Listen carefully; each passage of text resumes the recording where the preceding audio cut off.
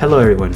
Welcome to another episode of the podcast. I believe this is the third or fourth episode. I'll put it in the title. But yeah, anyway, today I just wanted to talk about the new Pusha T record, It's Almost Dry. And I would also like to talk about the new upcoming anime show that has been stealing the hearts of many anime fans across the globe in the Spy X family.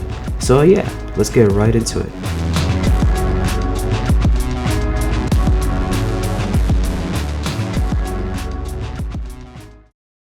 So this is Pusha T's fourth studio album. His last record, Daytona, I think it was back in 2018. It's almost gonna be 4 years now. Damn. It was really a great, fantastic record overall. I believe it was Grammy nominated as well. Daytona really showcased Pusha T in his most concentrated form. I think it was around 8 tracks, almost like an EP. I think it was an EP. Clocking in like around 16 minutes or something like that, fully produced by Kanye West, and honestly it was a fantastic record at the time.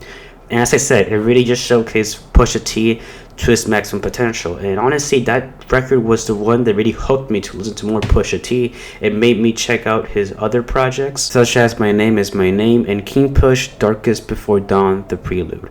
And honestly, I was just even more impressed by this guy's lyrical capability. So of course, I was going to be extremely excited when he decided to announce that he was going to release our record and started teasing us with 3 tracks. The first track he teased us with was Diet Coke. Pretty cookie cutter, I mean, I would say standard Pusha T. It didn't necessarily, blow my mind or anything, but I was just happy that Pusha T, came back and decided to hint us with something. I just wanted some new material from Pusha T. It doesn't matter if it was like an okay song or something. I just wanted something new from Pusha T. And he even outdid himself with Hear Me Clearly featuring Nigo. I believe Pharrell Williams produced that track, which it went berserk. Like, he went crazy with that production. Honestly, out of the singles, that was possibly my personal favorite. He just went off and off and off and off. And honestly, that's what I like about Pusha T. Like, the guy is just like coming up with bars every second. He's like rhyming this with that, this and that. Obviously, the material is kind of typical, drug rap, cocaine rap, which honestly, that's like what I come for Pusha T. Instead of his lyrical capability that he's demonstrated in these past couple of years, I just want I just want him to talk about his stuff, flex, like just flex on me, bro. Tell me you're the biggest gangster. Tell me why you're the biggest gangster. I want him to be like that, and he completely did it with Hear Me Clearly, as well with the final track that he was teasing us with, which was Neck and Wrist, featuring Pharrell Williams and Jay-Z.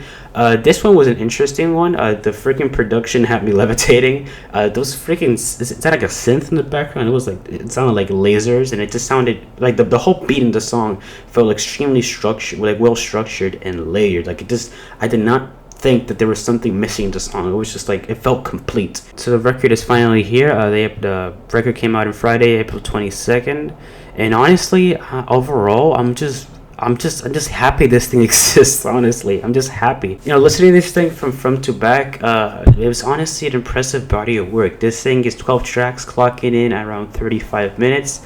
Definitely longer than Daytona, which, in the back of my head, I was like, I would say there's a bit more chances of him hitting, having more success to these tracks, because I personally think that when you make shorter records, there's more room for success than making, a 16-track album. There's a bit more room for not only maybe potentially success, but a bit more mess. But I would say, in this record at least, the majority of the time he's hitting, and there's some parts where he's kind of missing, and it's like, I don't really like this. That's completely fine. But no, this record starts off strong with Brambleton. This guy is just talking his stuff, man. This guy is just rapping and rapping and rapping with this Pharrell Williams production. And let me talk about that real quick. This record, I believe, is like the first leg is produced by Pharrell, and then the second leg is produced by Kanye. Or I might be wrong. I might be completely wrong. But I know that I think 50% is produced by Pharrell and 50% is produced by Kanye, or maybe there's a bit more Pharrell than Kanye. I noticed more Pharrell production than Kanye, thinking about it now.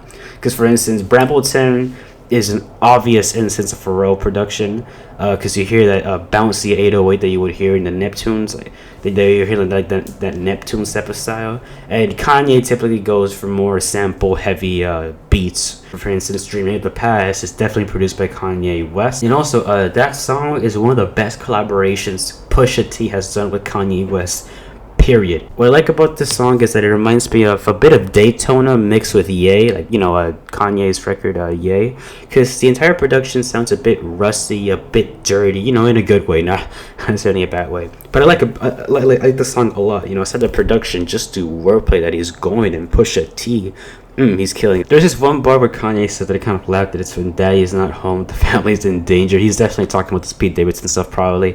I might be wrong, but I'm just getting that type of impression because he's just been non-stop talking about the Pete Davidson situation. I guess a minor con I have with this record is that there's some songs in here that just kind of feel a bit like in the void. Like, it just feels like they're just adding nothing to this record. For instance, Scrape It Off just kind of feels a bit I don't want to say soulless, because Pusha T tries to rap over this beat and tries to match the same energy as Tolliver and Uzi Vert. I just felt that it was kind of awkward because this feels more like a Uzi and Tolliver song than a Pusha T song. Like, Pusha T is there in the background, is what I'm trying to say. But yeah, another song that I kind of had an issue with is Call My Bluff. It's not necessarily that's empty. I would just say that the flow is kind of weird. I mean, for me personally, like the like that scale, whatever he does in there, is kind of just weird enough. I mean, there's some bars in here, don't get me wrong. Like, I mean, there's some lyrics in here that I kind of mess with here and there, but it's just like the flow kind of ruins it a bit for me. And yeah, I don't know. I think the last song I kind of have like a bit of a complaint with will be Rock and Roll featuring Kanye West and Kid Cudi, which is weird because I would expect, since Kid Cudi announced on Twitter that it's going to be him and Ye's final collaboration together because of the drama circulating, and Kanye West going after Cudi because Cudi is friends with Pete Davidson and things like that. Not stupid drama. They're cutting ties or whatever. Honestly, it's sad because this song, if I'm being honest, it's not their best collaboration. I mean, I wasn't expecting some Kids See Ghosts of a collaboration. It's like legendary, but I don't know. It just feels empty. I mean, not empty. I would just say that it doesn't feel like, like a well-established Kanye song, like Kanye and Kid Cudi feature. I don't know, it just feels like, I don't want to say half-assed, but it just feels like a bit phoned in and pushed in there. Like, literally, like the freaking 5 lines that Kanye delivered in Dreaming of the Past was much better than this song. But as I said, Pusha T goes off in this record extremely hard. Tracks like Just So You Remember are extremely good highlights. Like, this guy seems extremely hungry. Like, he is scraping the bowl. Like, this guy is eating the entire meat. Pause. Like I said, this guy seems extremely hungry, and I love the sample choice because it's like, I don't want to say hollow, but it's like it's turned up, but at the same time kind of turned down, giving room for Pusha T to like spit some bars in there and just fill in the gap that's there. And I like it. It's something simplistic. There's no like extreme sample chops that are going on. It's really simplistic, and it's just for Pusha T to keep on rapping and rapping and rapping. And as I said, this guy is extremely hungry, specifically in the last few bars, where he says, "I live in a world where there's no witnesses. Just so you remember who you're dealing with," is crazy. That part alone is freaking crazy. Like, I had goosebumps listening to that line.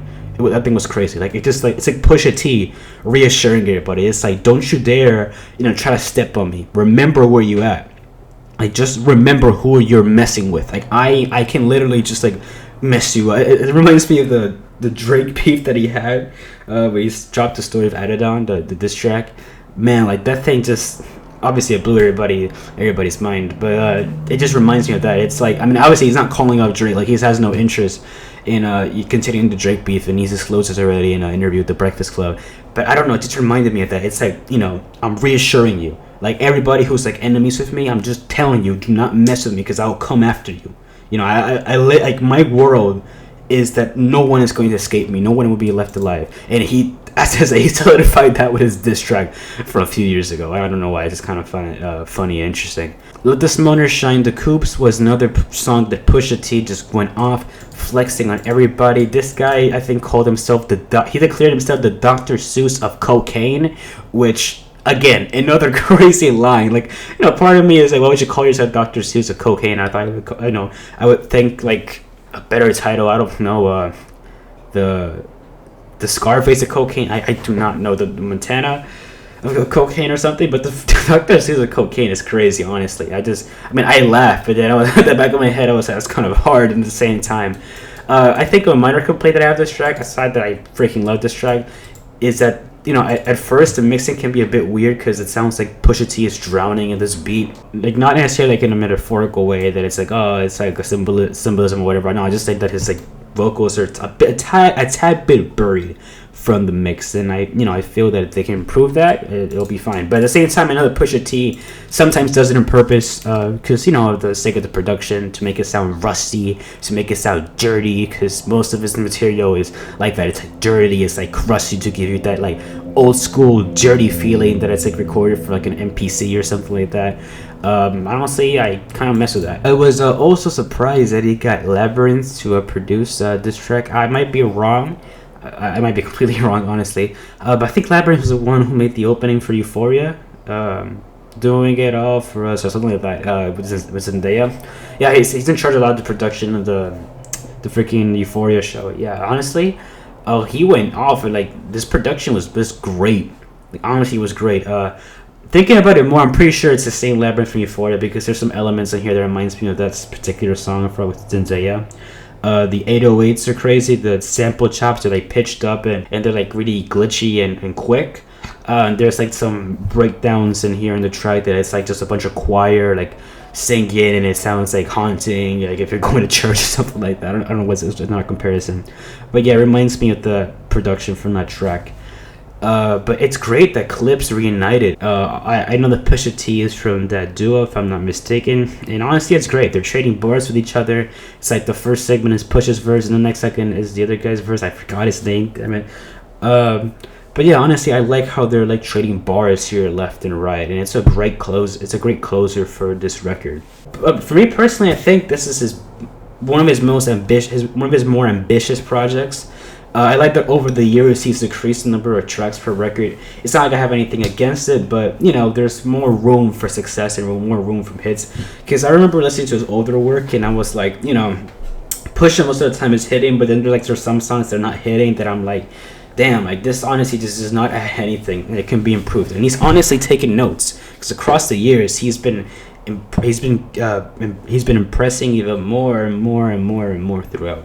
And honestly, this record has a bunch of bops that I'm definitely going to return to.